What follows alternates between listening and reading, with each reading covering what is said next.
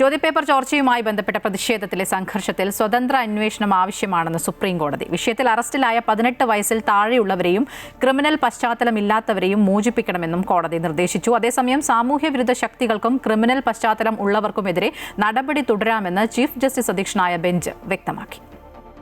NEET പരീക്ഷാ ക്രമക്കേടുമായി ബന്ധപ്പെട്ട് രാജ്യത്തിന്റെ വിവിധ ഭാഗങ്ങളിൽ നടന്ന സമരത്തിലുണ്ടായ സംഘർഷങ്ങളിൽ സ്വതന്ത്രാന്വേഷണം വേണമെന്ന് സുപ്രീം കോടതി വ്യക്തമാക്കി.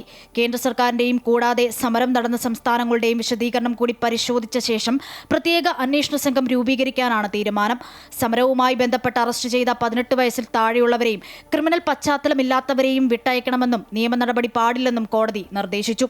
എന്നാൽ സാമൂഹിക വിരുദ്ധ ശക്തികൾക്കും ക്രിമിനൽ പശ്ചാത്തലമുള്ളവർക്കും എതിരെ നടപടി തുടരാമെന്നും ചീഫ് ജസ്റ്റിസ് സൂര്യകാന്ത് അധ്യക്ഷനായ ബെഞ്ച് വ്യക്തമാക്കി. നിയമം കയ്യിലെടുക്കുകയും അതിക്രമങ്ങൾ നടത്തുകയും ചെയ്തവരെ നിയമത്തിന് മുന്നിൽ കൊണ്ടുവരണമെന്നും ചീഫ് ജസ്റ്റിസ് പറഞ്ഞു. സമരത്തിനിടെ വിദ്യാർത്ഥികൾക്ക് നേരെ ശക്തമായ പോലീസ് നടപടി ഉണ്ടായെന്നും ലൈംഗികമായി ഉപദ്രവിച്ചെന്നും പരാതിയുണ്ടെന്നും പോലീസിന് നേരെ അക്രമം നടന്നതായും കോടതി നിരീക്ഷിച്ചു. കേരളം, ഡൽഹി, മഹാരാഷ്ട്ര, ബീഹാർ, മധ്യപ്രദേശ്, ഉത്തർപ്രദേശ് എന്നീ സംസ്ഥാനങ്ങളിലെ ചീഫ് സെക്രട്ടറിമാർക്ക് കോടതി നോട്ടീസ് അയച്ചിട്ടുണ്ട്. പ്രത്യേക അന്വേഷണ സംഘത്തെ രൂപീകരിക്കാനുള്ള നിർദ്ദേശം കേന്ദ്ര സർക്കാരും സുപ്രീം കോടതിയിൽ പിന്തുണച്ചു. വിദ്യാർത്ഥികൾക്ക് പ്രതിഷേധിക്കാനുള്ള അവകാശമുണ്ടെന്നും സമരത്തിനിടെ സുരക്ഷാ ഉദ്യോഗസ്ഥർക്ക് വരെ അക്രമമുണ്ടായിട്ടുണ്ടെന്നും സോളിസിറ്റർ ജനറൽ വ്യക്തമാക്കി. അമൃത ന്യൂസ്, ന്യൂഡൽഹി.